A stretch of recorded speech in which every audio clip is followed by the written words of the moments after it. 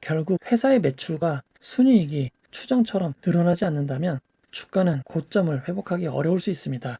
안녕하세요, 아이언입니다. 오늘은 최근 높아지는 공모가와 주의해야 할 상황에 대해서 알아보도록 하겠습니다. 먼저 간단히 공모가가 정해지는 과정을 살펴보도록 하겠습니다. 공모가는 주관사와 회사의 협의로 상장하는 회사의 가치를 측정하고 산출이 되게 됩니다. 이 과정에서 기존에 상장된 비교그룹의 가치를 이용합니다. 이렇게 정해진 회사 가치에서 상당 부분 할인을 하는데요. 만약 가치 그대로 상장을 한다면 청약하는 투자자들에게 청약에 참여할 이유가 크게 줄기 때문에 할인을 적용하게 되어 있습니다.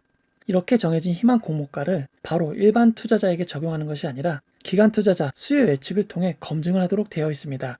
해당 공모가가 적당한지 주관사와 회사가 너무 높게 평가한 것은 아닌지 검증하는 단계처럼 이용되어 왔습니다. 2018년 10월 청약과 상장이 진행된 로보티즈의 사례를 통해 알아보도록 하겠습니다. 로보티즈는 이름을 봐서 알겠지만 로봇 관련 기업입니다.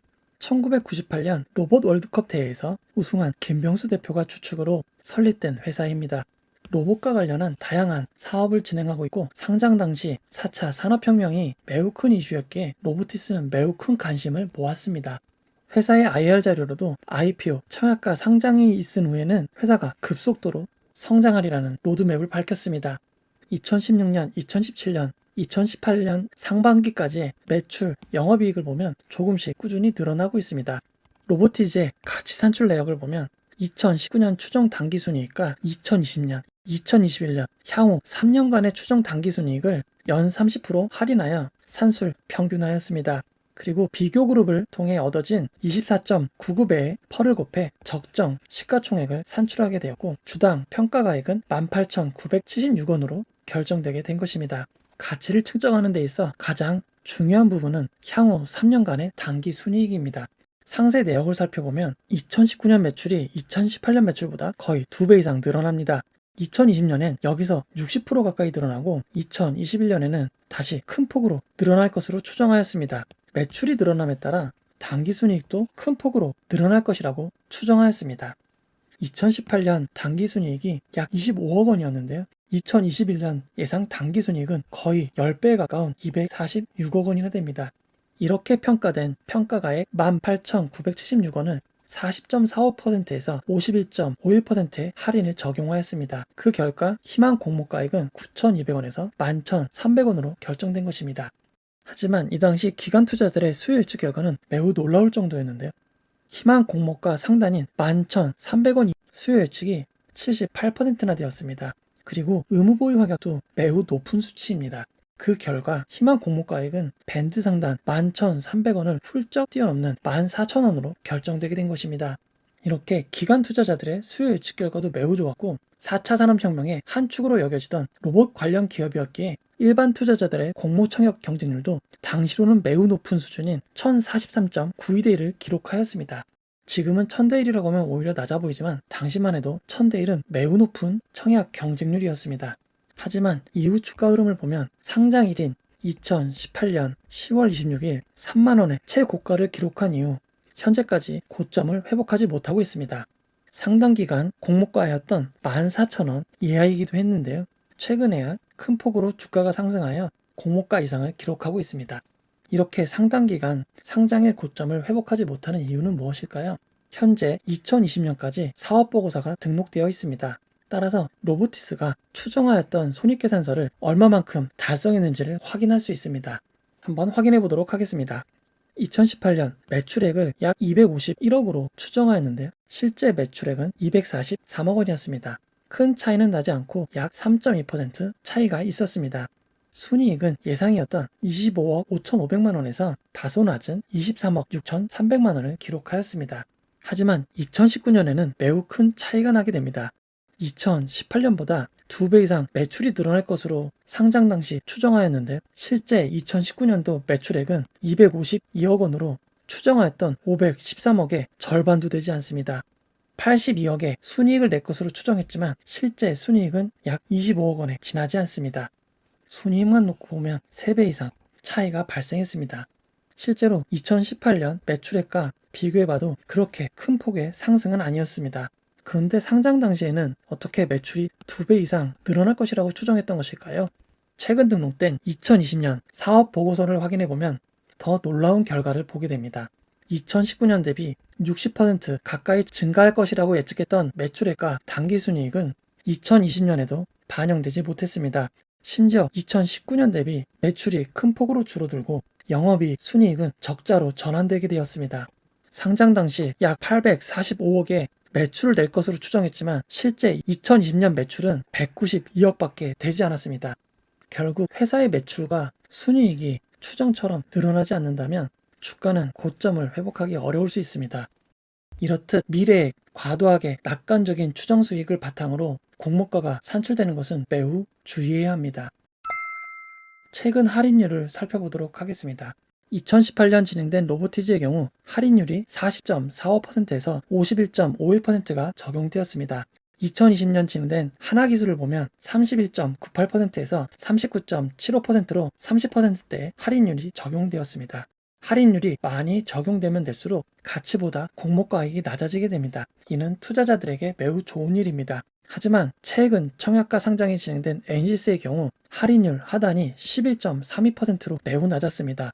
그마저도 수요 예측 결과를 통해 주당 평가가액 18,607원에 11.32%의 할인율이 정해진 공모가 상단 16,500원을 훨씬 뛰어넘은 19,000원으로 공모가가 확정되었습니다. 그 결과 평가 가액 대비 할인이 아닌 할증된 금액으로 공모가가 산출되게 된 것입니다.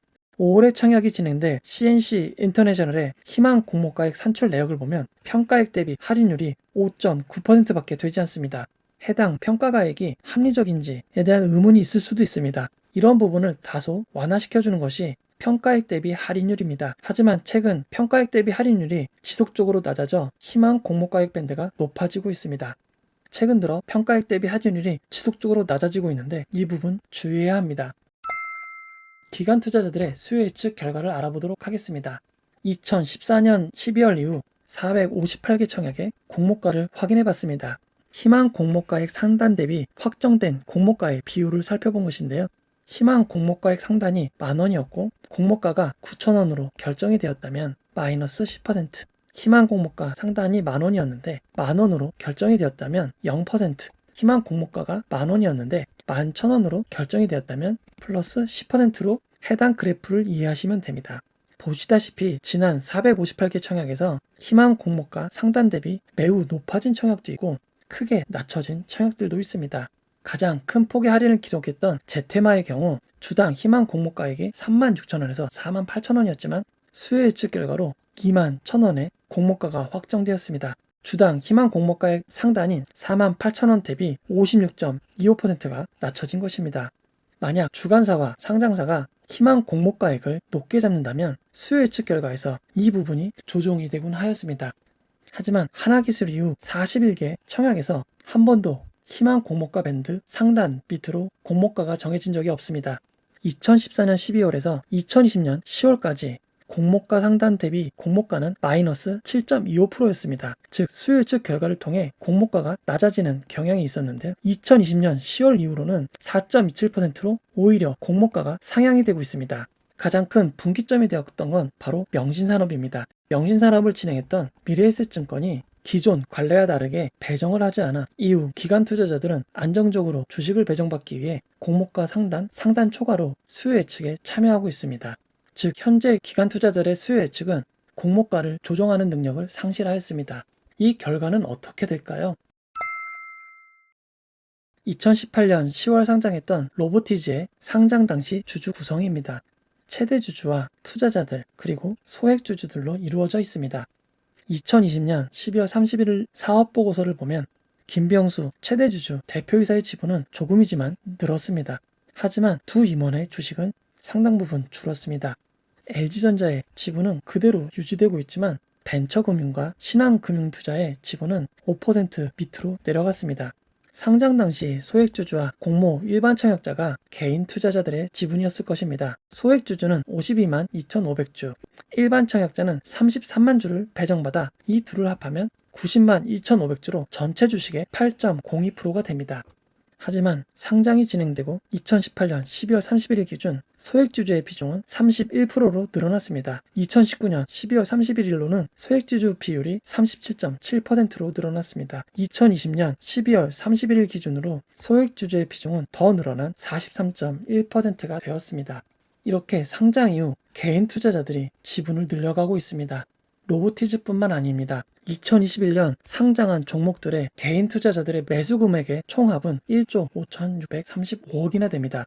기관 투자자들과 외국인 투자자들, 기존 주주들은 주식을 팔고 있고 개인 투자자들만이 주식을 매입하고 있는 것입니다. 결론을 내려보도록 하겠습니다. 과도한 미래 추정이익을 바탕으로 높은 공모가가 산정되고 납득하기 어려운 방법으로 가치가 산출되고 있습니다. 제대로 평가하지 않고 단기적 이익만 노리는 기관 투자자들이 평가하는 수요 예측 단계는 공모가를 조종할 능력을 잃어버렸습니다. 공모주 투자자뿐만 아니라 이후 투자하는 투자자들도 이익을 볼 수 있어야 상장 및 공모주 투자자도 지속이 가능합니다. 상장하는 종목을 추가 매수하는 투자자들의 손실이 이어진다면 당연히 상장 및 공모주 투자하시는 분들의 위험도 늘어날 수밖에 없습니다. 공모가의 고평가, 할인율의 축소, 기관 투자자들의 과열로 인한 공모가 조정 기능의 상실, 이 모든 것이 더해진다면 앞으로는 어떻게 될까요? 공모주 투자도 주식 투자입니다. 항상 꼼꼼하게 따져보시고 손해를 볼 수 있다는 가능성도 염두에 두어야 할 것 같습니다. 이번 주 토요일 4월 10일 10시에 저의 첫 공개 라이브 방송이 시작됩니다. 커뮤니티 게시판을 통해 방송시간 투표를 진행했는데 가장 많이 투표된 저녁 10시부터 11시에 진행하도록 하겠습니다. 간단한 질문 답변으로 편하게 이야기를 나누고 소통을 할 수 있는 시간이 되었으면 좋겠습니다. 많은 참여 부탁드립니다. 저는 네이버 경제 전문 블로거 아이언입니다. 댓글 피드백을 전부 드리지 못하지만 남겨주신 소중한 피드백과 응원 항상 고맙습니다. 이 영상은 투자 권유가 아니며 투자는 오롯이 투자자의 판단으로 진행되어야 합니다. 이 영상이 마음에 드셨다면 구독과 좋아요, 알림 설정 부탁드립니다. 고맙습니다.